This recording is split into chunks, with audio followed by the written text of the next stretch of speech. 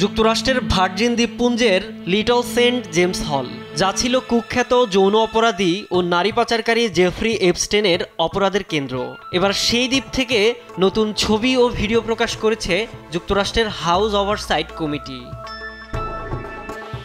প্রকাশিত ছবিতে দেখা যায় শয়নকক্ষ, দেয়ালে ঝুলানো মুখোশ, অদ্ভুত ধরনের চেয়ার এবং দেয়ালে সত্য, ক্ষমতা ও প্রতারণা লেখা।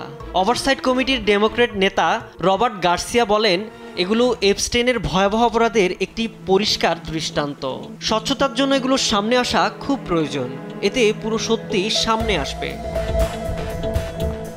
ওভারসাইট কমিটি আরও জানায়, তারা আমেরিকান শীর্ষ ব্যাংকার জেপি মর্গান ও জার্মানির ডয়েচে ব্যাংকের নথি পেয়েছে, যা সামনে প্রকাশ করা হবে। এছাড়া বাড়ির ভেতরে শ্যাম্পুর বোতল, বিভিন্ন ধরনের শিল্পকর্ম, মূর্তি ও ম্যাক্সওয়েলের পোপ জন পল দ্বিতীয়র সঙ্গে ছবি পাওয়া গেছে।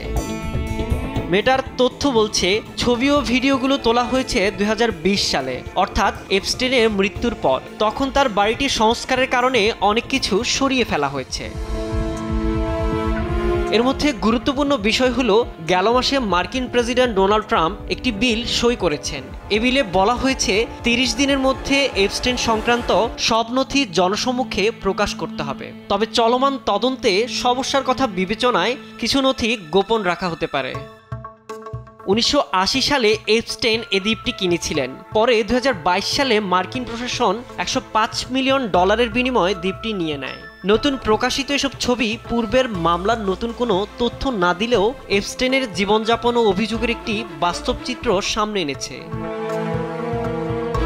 এপস্টেন ফাইল প্রকাশ নিয়ে চাপ বাড়ছে।